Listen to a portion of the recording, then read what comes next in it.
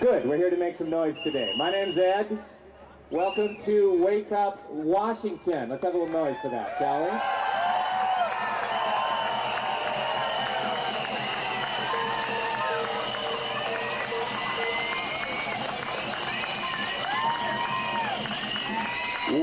Wake Up Washington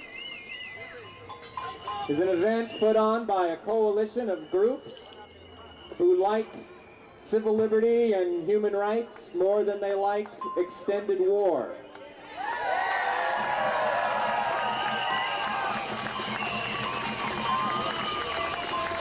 A lot of them like nonviolence more than they like violence.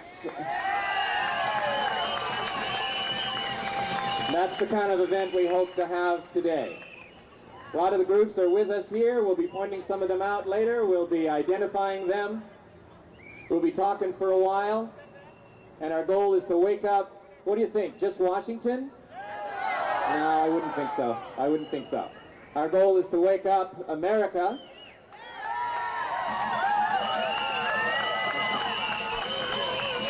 And of course, the real truth is, just as William Blake always said, the whole human race could use a little wake-up call in this regard.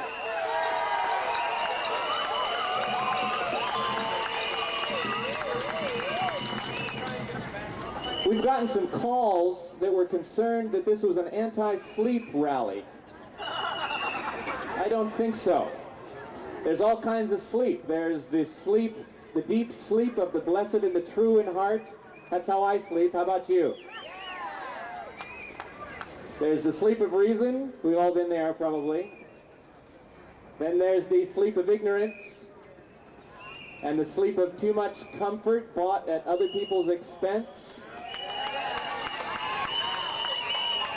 And I think that's the one we want to wake up from. So I wouldn't say that we're anti-sleep. I'd say we're pro-awakening here today. And what we want to do is the kind of waking up where you remember who you are. I would like this country that I live in to remember who it is. When I was a kid, I was forced every day in school to put my hand on my heart and swear unswerving loyalty to a nation state. 5 times a week, 200 times a year for about 12 years. I have mixed feelings about that now. I might resist that when it comes time for my child to do that, but that pledge that we all had to say wasn't all bad. It had a phrase in it that had a big impact on that little boy, little Eddie, who had to put his hand on his heart and say it. Remember the last phrase of the Pledge of Allegiance? With liberty and justice for all.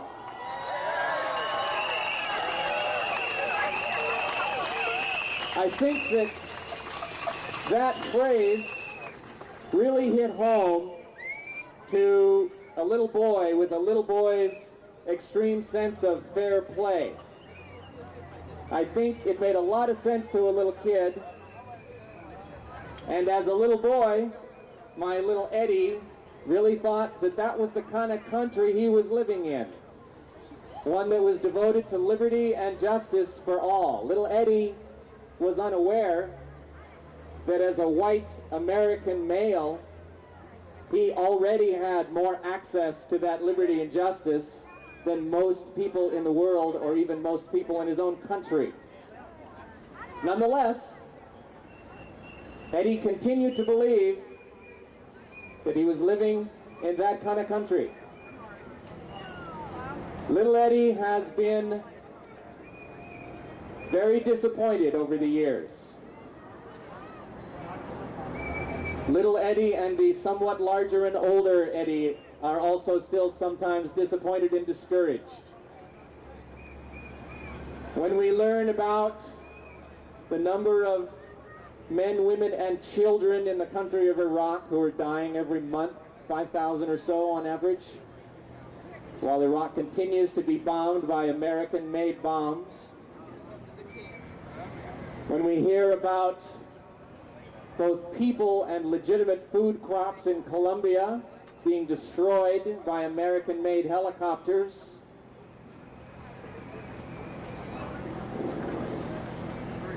When we learn of a little town in the West Bank called Jenin that has been reduced to what has been described as a lunar landscape by American-made airplanes and helicopters and tank shells and weaponry, until it looks as though it was struck by an earthquake or a tornado or some unimaginable lightning bolt. And all the while, here in our own country, people are also starving, and their homes are being demolished, and they are living on the street, and their rights are being taken away. It's very discouraging, both to Little Eddie and Big Eddie here. In fact, when I reflect on it, I can still feel inside right now, in fact, that stamping, weeping, pissy, infuriated little boy who only knows how to say, "That's not fair." And that other little boy phrase, "They can't get away with that." Of course, Little Eddie is wrong in that regard. They often do get away with that. Well, you know David Barsamian, if you saw him? Little Eddie and somewhat larger Eddie have nonetheless, for all our stamping and weeping and whining, not altogether given up hope. Because the truth is, we are not earthquakes. We are not tornadoes. We are not lightning bolts. We are humans, and humans can learn, humans can change, and humans can wake up.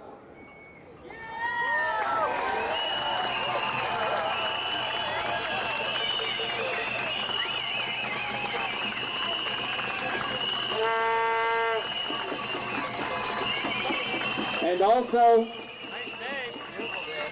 Little Eddie has all through his life and all through my life, wherever I have gone, wherever I have been, I have met heroes every place.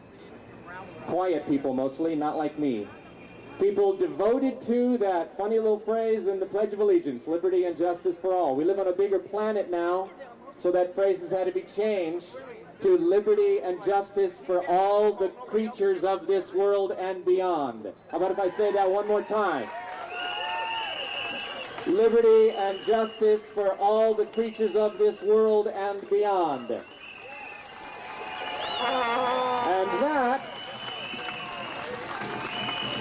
that is our subject matter for the day. That's why we're not going to focus on Palestine or Colombia or Iraq or anywhere else in particular today.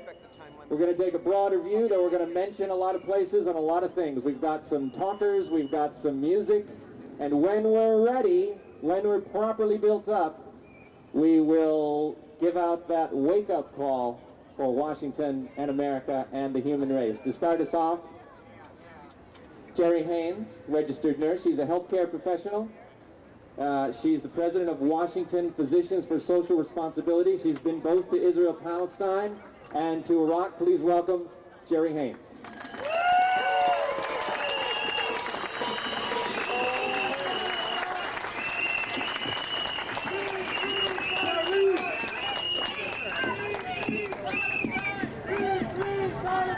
Thank you all for being here today. I don't think, is this on? Is this on? Okay.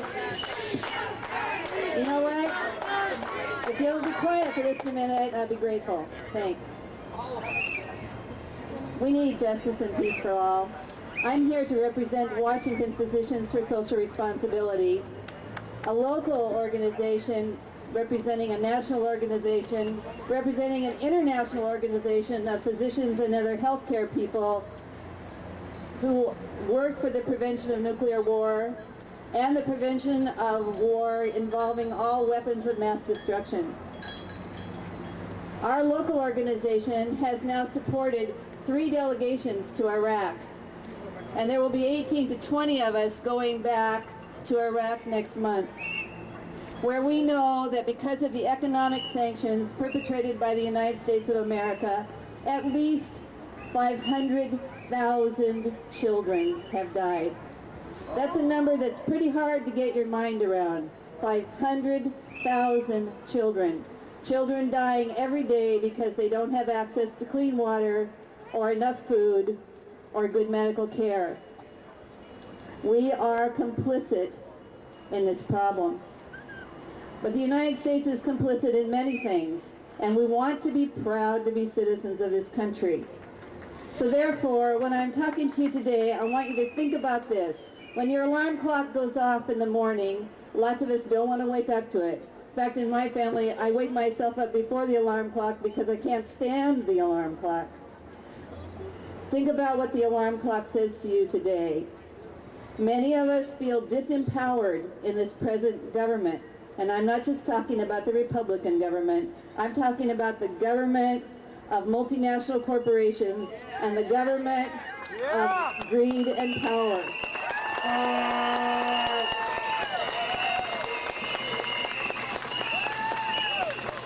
Many of us feel disempowered. So I want to leave you with just one small thing today. Get curious. Get curious about what happens with your taxes. When you pay 25 or 30% or 40% of every dollar you earn to your government, be responsible about those dollars and cents. Think about where that money is going. And remember that in this country, you can still have a voice. In this country, even though it's one small voice, your voice can be joined to others, and ask for peace, and ask for justice, and ask for what we believe to be true in our hearts and our souls, in our country that we can be proud of. In the international community today, we don't have a very proud face. We have a face that says the United States stands behind greed and power and the destruction of other people's countries. That's not what we want to continue. So get curious about where your dollars are going. Get curious about what's happening with your taxes, and then develop your voice. Every voice can be heard. Be proud of your voice. Do not let it be diminished. Thank you to the police for being here today. They're trying to help us as well as to help the community. I thank you for being here today. And when I look around and I see signs of opposition to one another, then I want to leave you also with this. When I talk to school kids about conflict resolution, I say to them, you cannot expect your government to do conflict resolution unless you are willing on a personal level to resolve conflict in your own lives. So when you see someone with a sign that isn't like your sign, make that commitment to yourself. There's conflict resolution that can happen right here today from the peace and integrity of your soul. Now there are people walking around with these things, which are called the Peace Pledge, asking us not to extend the war to Iraq and kill more civilians in Iraq. Please raise up your boards. If you haven't signed the Peace Pledge, I beg you to do so. Again, bless you for being here today. Thank you. Work of peace.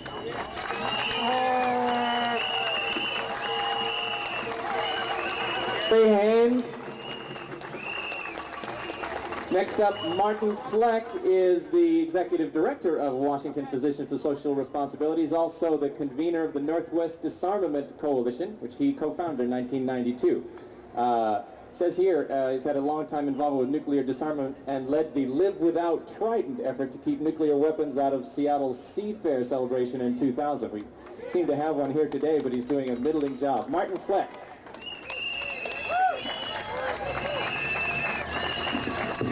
Thank you. Thank you. Thanks to everyone for coming out here today. This is a great crowd. And one of my jobs, I thought I was going to be the last speaker, and therefore I really concentrated on what you can do, because that's always a good thing. And you know what? Even though I'm not the last speaker, that's still what I'm going to concentrate on. You know, your last speaker, I believe today, will be Reverend Robert Jeffrey, and he will definitely get you going. So I'm just going to help you with what you might want to do. We work with the Northwest Disarmament Coalition, and the Northwest Disarmament Coalition primarily deals with nuclear weapons, which is really the ultimate expression of our arrogance in our society right now, is our nuclear weapons. And we're not really honored to have one right here among us. Just to remind us, this right here is a full-scale inflatable model of a Trident D5 missile. This thing carries 10 nuclear warheads, 475 kilotons each. These are based, or will soon be based, right out at Bangor, Washington, on the Kitsap Peninsula at the Bangor submarine base. Right now there are 8 submarines based there, and they actually carry earlier versions of this missile, and are you ready for this? At a cost of $6.5 billion, our government is going to upgrade these rockets from 100 kiloton weapons, which are 5 times the size of a Hiroshima bomb, to 475 kiloton weapons. This is crazy. This is crazy. Do you feel more secure knowing that these are cruising the world, threatening people? No, me neither. This is not very good security policy. There's a Chinese proverb that says, if we do not change direction, we will wind up where we are heading. I love those ones, you know. I mean, you don't have to think real hard about that. It's obviously true, and we've got to think about where we're heading, and we have to think about where our government is taking us right now. And if you watch the nightly news, you know that we're not on the path that you would like us to be on. And I want to say, you know, I'm going to talk about what you can do, and I'm not going to try to activate you because you are here. Therefore, you have been activated. And that is great, and I want to celebrate that.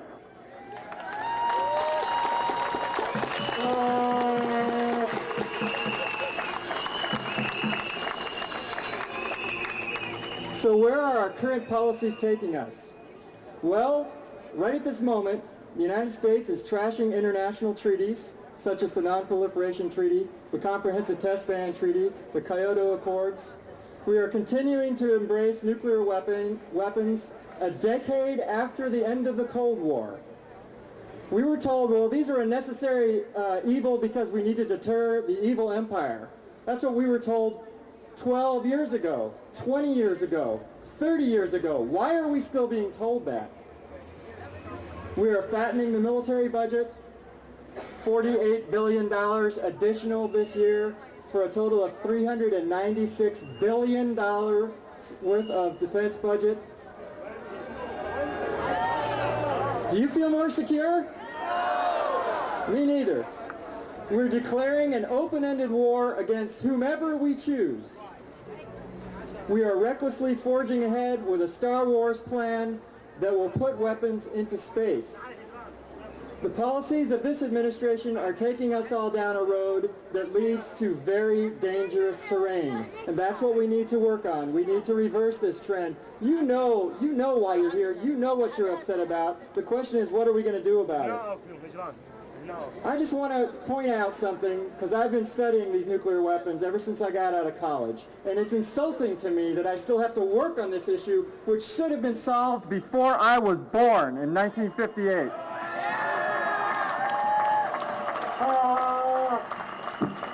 At this stage of the game, building more nuclear weapons, refining our nuclear weapons, testing them is not about defending this country. It's about lining people's pockets. And we've got to stop. You're here because you're activated, but you know what? Mainstream America is not activated, and that's what we've got to do. I think that if mainstream America would be on our side, they would support what we support if they knew what was going on. It's only common sense. We've got to get rid of these things before some other city gets flattened. We can't wait to watch it on CNN. So that's our job, is to activate the mainstream. You all know friends and neighbors, colleagues, and co-workers. I want you to talk to them and tell them what your concerns are. And don't feel disempowered. Don't feel like this is gigantic and what can we do? Get out a quarter. My time is up. Get out a quarter. Go to a newspaper box. Buy the daily paper and go to the opinion page, and it tells you right there how to write a letter to the editor. I mean, it's pretty easy. And if 20 of us, 50 of us, 60 of us in this crowd wrote letters, they would publish at least one. And if they don't publish yours, no problem. You publish it. Send it out on your email network to all of your friends. Photocopy it and hand it out. We need to get in there and we need to tell the mainstream what the heck is going on. And one more thing is that the elections are coming up. Now, when do you think that the politicians are listening to the public the most? When? Right before the elections. So make some noise. They're actually going to be listening to you this spring, summer, and fall. Thank you very much. Martin Fleck. Thank you very much. Good afternoon. It's greetings from Boulder, Colorado, where I live. It's wonderful to see you all here, and it's very empowering. And in particular, I want to wish assalamu alaikum to all the Muslim and Christian Arab brothers and sisters who are here. At a time when Islam is being vilified and Muslims and Arabs are being demonized all across the country, it's very important that we stand with them in this very critical time. And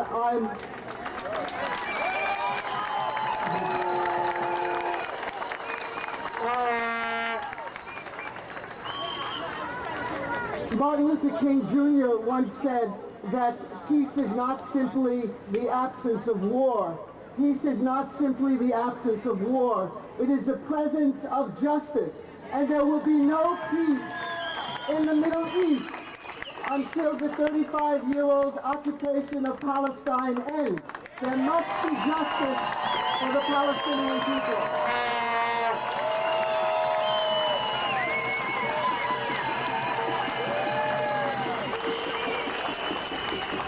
And we, as Americans, as immigrants, we have to break our silence around Israel. There's an enormous amount of propaganda that is sweeping the media, that is saturating the media, that distorts the discourse, that vilifies the Palestinians as terrorists who are only capable of violence. Under international law, occupied people have the right of resistance.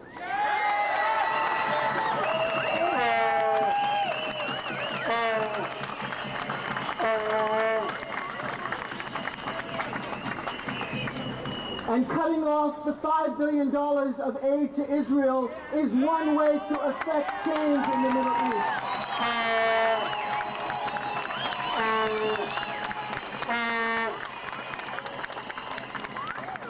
Now, for obvious reasons, it's very difficult to talk about Israel in the United States because of the enormous history of persecution and suffering that the Jewish people have experienced. We can honor that, we can recognize that, but we have to talk about the realities of a state that is occupying and brutalizing a people. They are two separate things.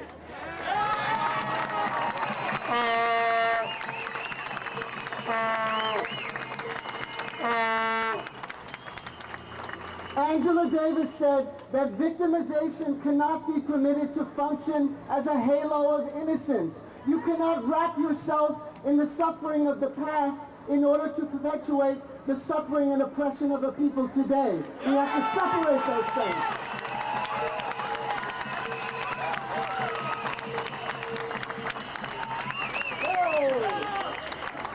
And now, we have to interrupt this program for a special news bulletin. I'm Dick Veneer, and this is the War is Peace report on the Facade News Network, the network dedicated to keeping you in the dark, 24/7 in shallow reporting.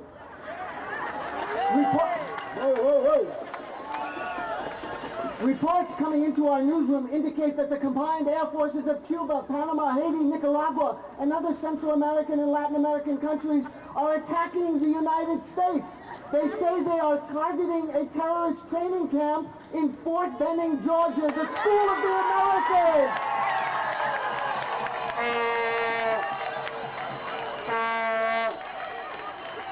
There are many civilian casualties. I mean collateral damage. There are no civilian casualties. There's a lot of reports coming in. It's difficult to corroborate any of this information. Oh, I'm sorry, now we have to break away from a special announcement from our president, from his vacation ranch in Roswell, New Mexico, the President of the United States. My fellow Americans,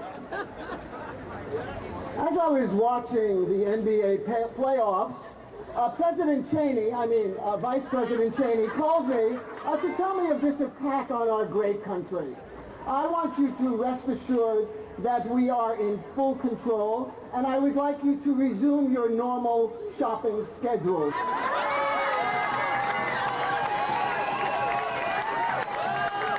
Know that every time you swipe your credit card at the checkout counter, you're driving a dagger into the heart of the evildoers.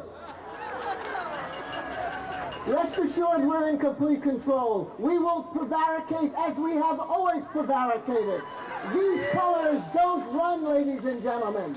So please, for the sake of our great country, climb back into your SUVs, go back to those shopping malls, max out those credit cards. God bless America. Thank you.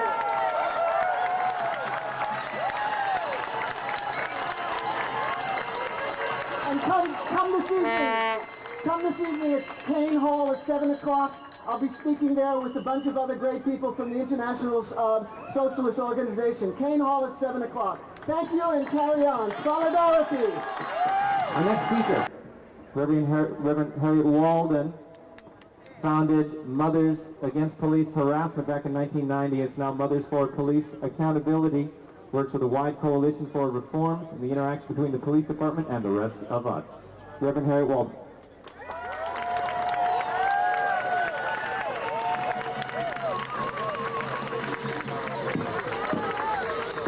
Thank you. I stand here today in the spirit of Paul Robeson. He was our tallest tree. He believed that a great peace was possible. So I stand here as his energy today, speaking that a great peace is possible. We have to make it possible. We have to demand that we fund human services.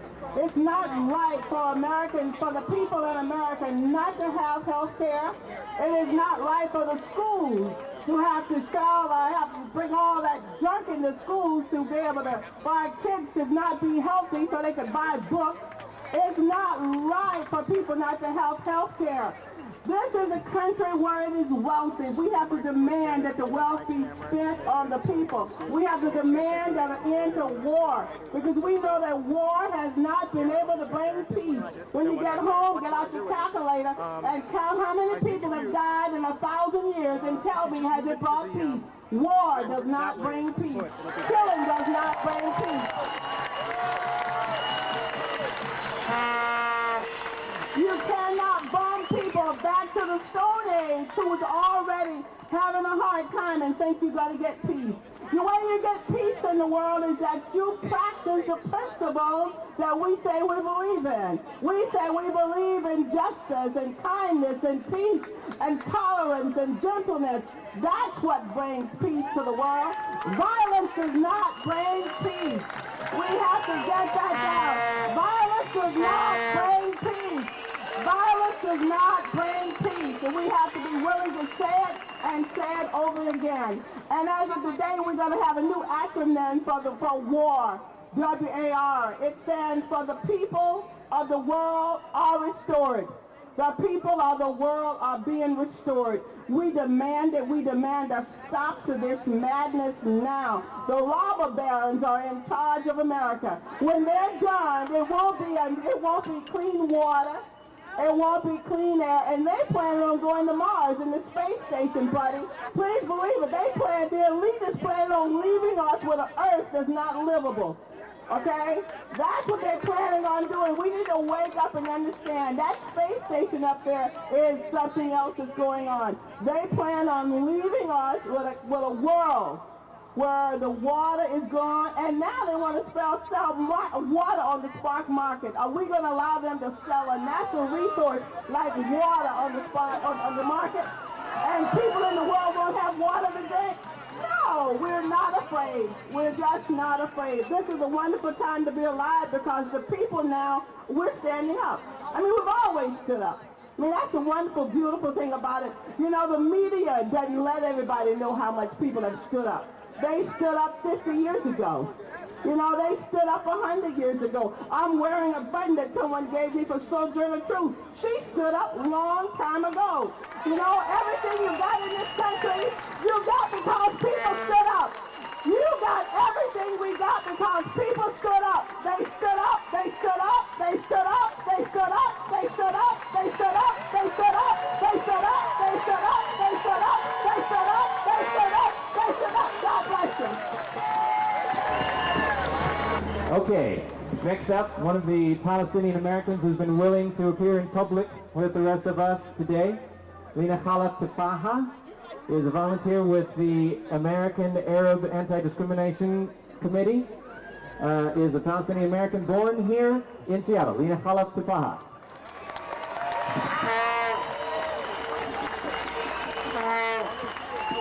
Let me just tell you, the view from up here is gorgeous. Look at you. People of honor and pride standing up for justice with no fear. Give yourself a huge hand.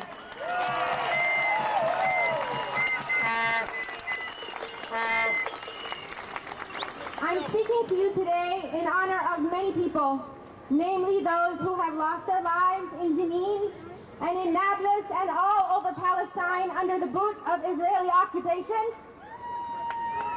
I'm speaking to you in memory of 21-year-old American Surayda Saleh, Palestinian American Surayda Saleh, who was murdered by Israeli soldiers, gunned down with her 9-month-old baby in her lap. American born in our nation's capital, in her nation's capital. And what did the State Department do about it? Nothing. Nothing. They're refusing to investigate. I'm speaking to you in the name of Safur, Hanan, and Nadine Hamoui, who are Syrian immigrants who came to this country and who are now sitting for over 2 months in the INS detention center for the crime of wanting to be citizens of our great nation. Keep those people in your hearts and in your prayers as you hear all of your speakers today. This is a time when our government has declared open season on Arabs and Muslims. In spite of the lip service it has paid to, this is not a war against Islam. This is not a war against Arabs. This is a war against terrorism. Well, that's not true, because our government is terrorizing Arabs, Arab Americans, and Muslims at home and abroad. It is terrorizing them in your name. It is doing it with your tax dollars. And I think we should say enough. Enough. Say it with me again. Enough. Enough. At home, the USA Patriot Act has absolutely shredded every law we hold dear that protects our basic civil liberties. Now, law enforcement has unfettered access. It can, with little or no judicial review, interfere in every manner of private life and private information that belongs to each and every citizen. And guess who's first on their list? Arab Americans, Muslim Americans. Our Arab American and Muslim American citizens are being humiliated and profiled in our airports. They are being mistreated. They live in fear. They live in shame, and that has got to stop.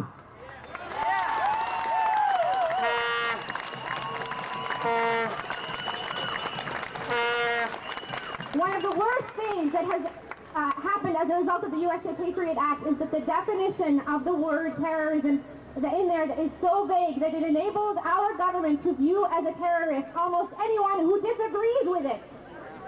And let's just remind our president and John Ashcroft that this country is a democracy.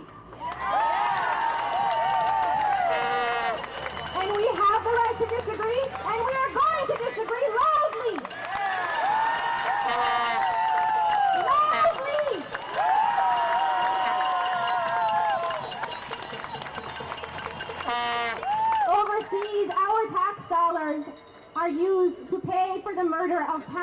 innocent civilians. We are watching it every single day on the news.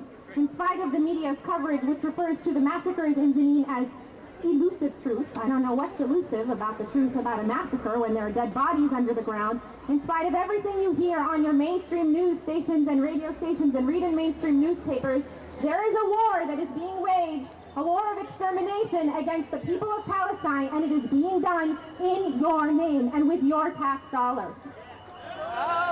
Our president yesterday referred to Ariel Sharon as a man of peace.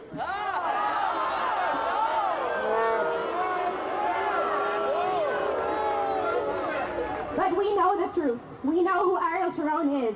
And we say we don't like what's happened to our country since we've been doing business with this man. We don't like who we've become. We don't like the way we use hate to justify policies that violate Arab Americans and that violate Arabs overseas. Enough policies of hate. Enough!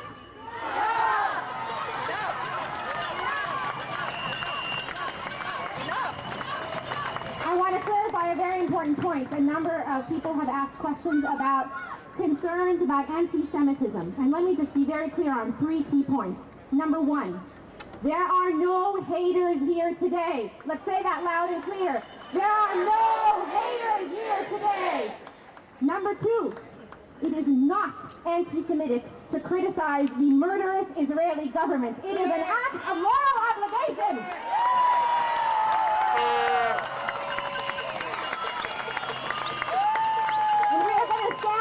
We're going to do it in the name of everyone, no matter who they are or where they come from, who believes in peace and in justice.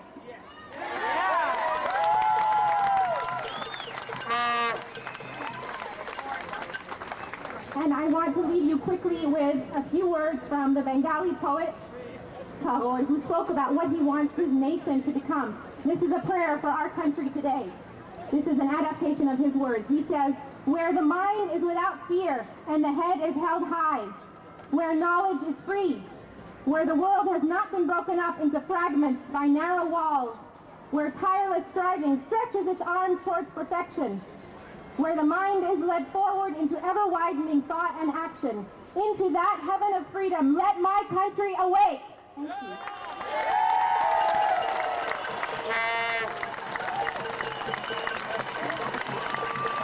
Lena Palak Kapaha. I'm sorry, I didn't quite hear. How do we feel about that war being waged with our tax dollars? Shall we wake up from that? All right. Next up, another ally in the cause for Palestinian rights, Shulamit Decter, is a Jewish American. She actually grew up in apartheid South Africa, has also lived in Israel-Palestine, now works with some of the local First Nation tribes here in this country. Shulamit Decter. She also represents Fellowship of Reconciliation and Pursuit of Peace.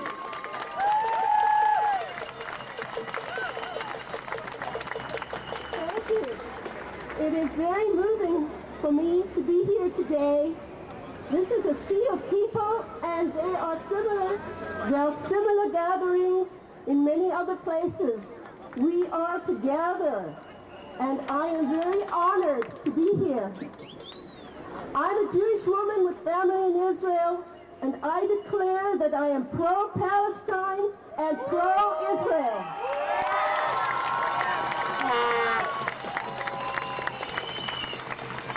Palestine and Israel are linked and are deeply parallel, and I must be for both if I am for either one.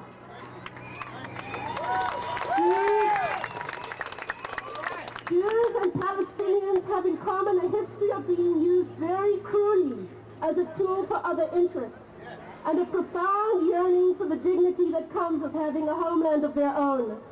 If I can understand this for one people, I must understand it for both.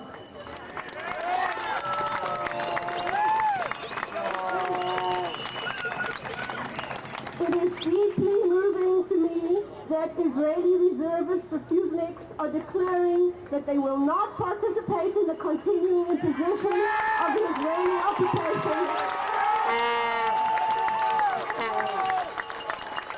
And to see peace activists, Israelis and Palestinians standing together and jointly participating in nonviolent resistance.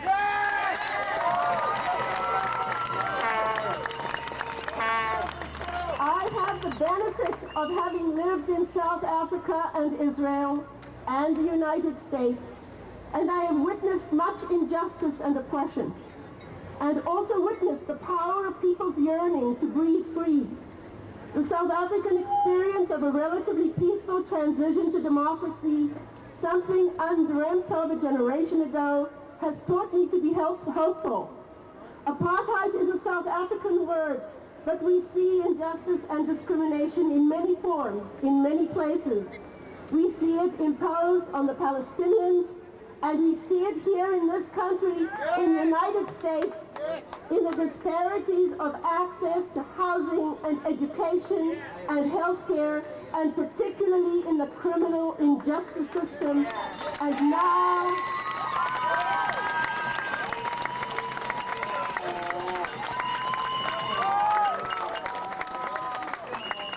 now the threat of further erosion of our civil liberties. It is our responsibility as activists, as people who care for justice and freedom and peace, to recognize the connections between people and their histories and the times in which we live, and for us to recognize how we are connected and to be mindful of those connections. Simon Ortiz, a Native American leader of the Tewa people of New Mexico, said these words: "We must struggle to share our human lives with each other. We must fight against those forces that will take our humanity from us." And I say, we must recognize that the blood of the Afghani people who have been bombed and maimed and made homeless by us in our name as Americans for so very long, their blood is just as red and their deaths just as real as that of those who perished on September 11th.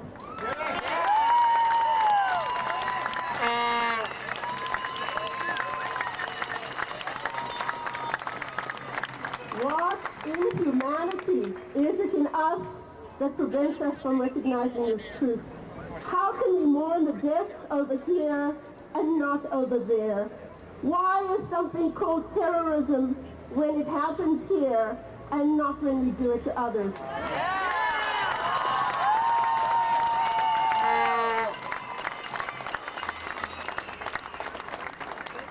How can we be heedless now, knowing that our government is preparing for further onslaught against the people of Iraq? We are immensely fortunate to be citizens of this great country with its magnificent diversity of landscape and peoples and cultures. We should remember the words of the Song of Peace. This is my home, the country where my heart is.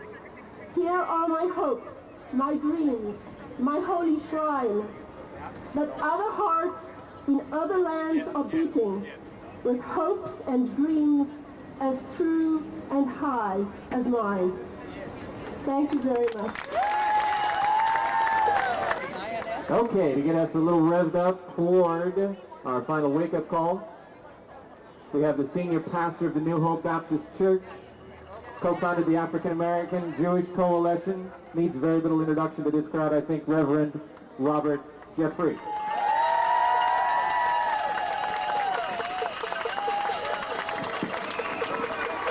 How's everybody doing?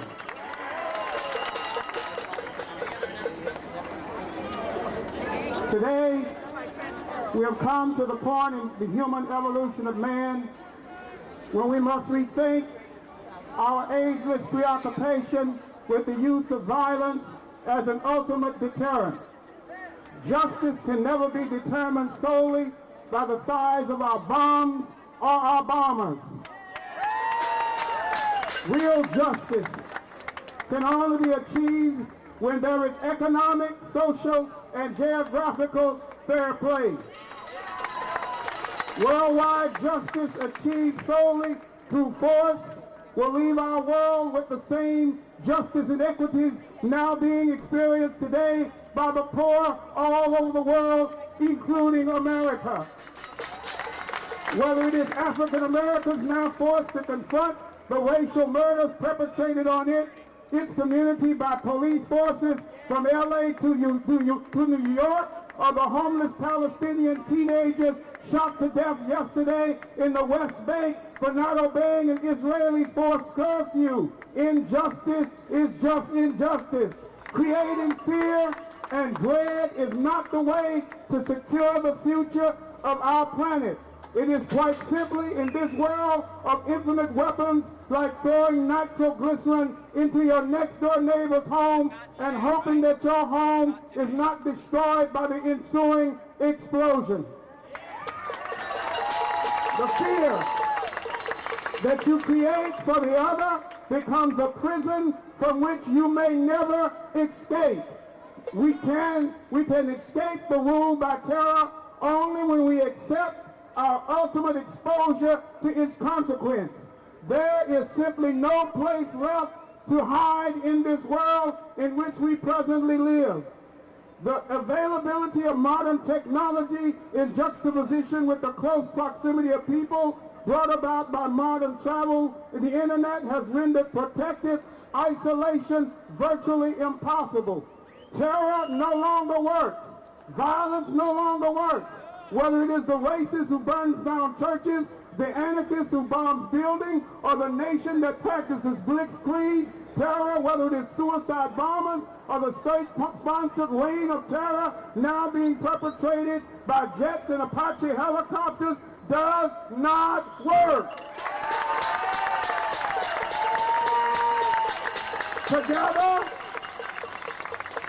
Today, as we gather here, there are tragically many in our world that are using the present rise of terror as an excuse to continue their wanton exploitation of the poor and the displaced and their displacement. To them, we must say shame, shame, shame on you.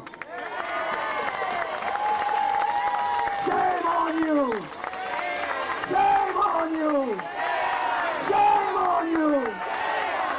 Shame on you if you use the fight against terror to support police murder of our African American citizens while those same citizens are dying to protect this country all over the world. Shame! Shame on you! Shame on you if you use our need to be free from terror as an excuse to take our American civil liberties and our right to privacy away from all decent Americans. Shame on you! Shame on you! Shame on you! If you use this moment in history as an excuse to fatten the already greedy filled coffins of the rich and the powerful, while the legitimate issues of the poor and the Palestinians are buried under the avalanche of government repression and insensitivity. Shame on you! Shame on you!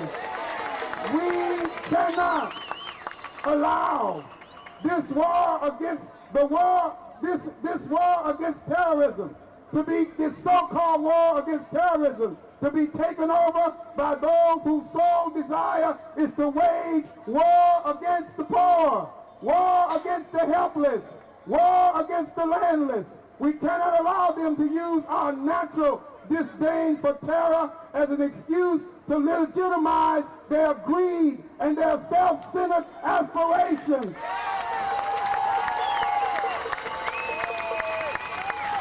We decry the rise of racial and cultural profiling instituted by rich white men who themselves have historically terrorized the very people they now seek to isolate. We cannot exchange our need to be safe for the protection of those who are in bed with monopoly-driven multinational corporations.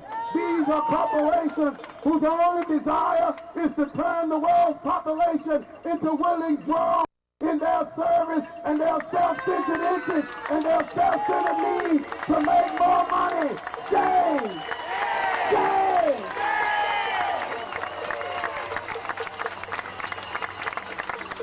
What we want is not to be saved from those who are fed up with being oppressed. What we want is to be safe in a world without oppression. We want a world where the human rights and human dignity of all God's children are respected. We want a world where both Ariel Sharon and Yasser Arafat are equally condemned, while moral and just solutions are demanded by those who desire real peace in the Middle East.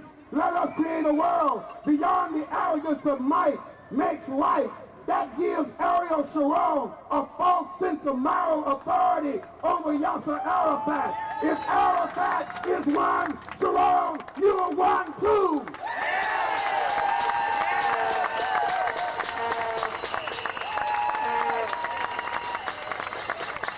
What we need to do, we must do now. We need to work to create a world where poor children will never again consider the option of becoming suicide bombers, or drug dealers, or drug users, or high school dropouts. We must create a world where poor children no longer languish in the dark shadows of prison cells, or deserted ghettos, or deserted concentration camps in the Middle East, in concentration camps like Jenin, or ghettos like South Central LA. We must create another world. Let us work together to create a world where the poor are not shot down in cold blood by the police because they are lost in a suburban community, or buried in the rubble created by bulldozers and land grabbers in the Middle East. We must work in order to create the correction needed to bring an end to the racial, economic, and religious divide that has existed up until this time. We may not have all the answers, but we must demand a world where we can come together and search for those answers.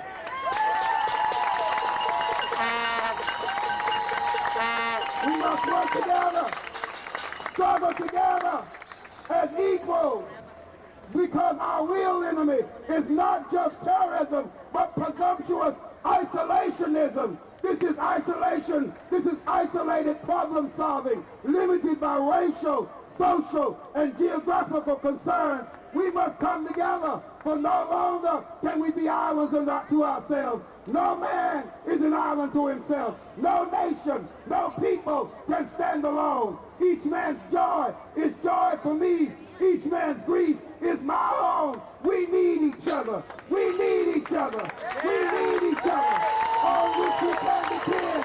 Each man as my brother in solidarity. Each man as my friend. Wake up!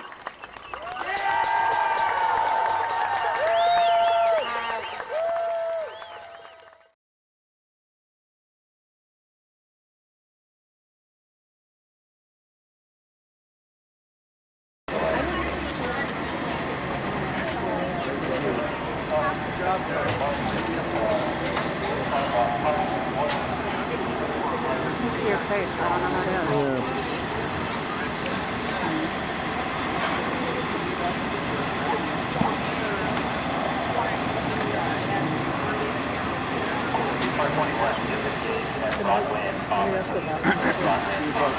Yeah.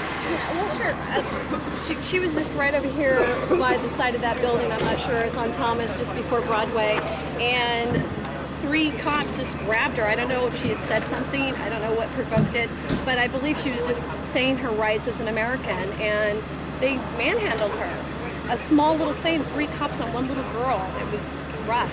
Did you see her and what happened in the parking lot? I couldn't see in the parking lot because they wouldn't allow anyone to come over here. Once they took people in, they kept people out. Cameras and everything except for that one Como 4 guy they let back here after he gave us his credentials. So I don't know what happened to people once they got over to this point. But that one girl, it was just too rough for a little 4 or 5 foot girl, 125 pounds. What was she doing at the time? I was stating her opinion like everybody else. Was she on the wasn't sidewalk? Swinging. She wasn't. She was in the street, but on this side of the banner. Of this side of the banner. So. Sorry, I need these notes. So could I get maybe your phone number or something? If anything happens. Sure. No problem. Was she awake when I you remember brought her her. down? Excuse me, I'm sorry. Was she awake when you were bringing her down? Yeah, she was. Yeah, she was. She was totally awake. You know, I'm not really that kinds of reasons, but they blocked me, wouldn't let me in the parking lot. I saw someone fall to the pavement. I actually originally thought it was the man that they'd arrested. Turned out it was a young woman. I overheard one of the officers saying that they were looking at someone who was suffering from an asthma attack after being pepper sprayed. I stood outside the parking lot for a time as the person lay there on her left side motionless. The officers were looking at her. Probably 10 minutes later or so, medics arrived from the fire department and worked on her. I saw them put some kind of patches on her stomach, I think some kind of monitor, check her out, and then I believe they gave her an injection, maybe adrenaline or something. She kind of jerked awake at that point. She looked semi-conscious before that, and then they put her on the truck. It was hard to tell if she was conscious for a long time. I should also say that after being blocked from coming in the parking lot for 5-10 minutes, the officers moved aside, and then we were all able to move into the parking lot here. Excuse me, do you know the number of arrests that were made at all? I did not. I just, like I said, I saw one guy getting arrested. I followed him over here. He was taken down in the street pretty roughly, then picked up and physically dragged by about 3 officers over here, cuffed. They jerked the cuffs up over the top of his head, roughed him up a little more. At that point, my view was blocked. I couldn't see what happened. Then I saw somebody go down on the ground. It turned out to be the young woman having the asthma attack who was on the ground. I don't know what happened to the young man. That was this woman? Yes. Okay. What did you see? I saw somebody go down. I saw feet sticking out from the tail end of that BMW over there, and the person was laying on her left-hand side, it looked like, and just laying there motionless for the better part of maybe 10 minutes when I was blocked by the officers. At one point, bicycle officers formed kind of a barricade, so I wasn't able to see anything. How do you know it was asthma attack? I overheard one of the officers saying that they were looking at someone who suffered from asthma who'd been pepper sprayed. Gotcha. That was out of the mouth of an officer. They use it a little. Oh, I saw them spraying. Oh yeah. Oh yeah. They were unquestionably using it. Yeah. But I didn't actually see them spray her. But like I said, I overheard one of the officers saying that. I did not get that officer's name, unfortunately. Okay. Can I get your name spelling? What do you? Channel 5. Oh, okay. Yeah. My name is Mike Morris. Yeah. Okay. And obviously you were the National Warriors. Yes, and I'm an attorney in Tacoma, Washington. Excuse me, ma'am. Do you want a lawyer? Do you want legal representation? What's your name?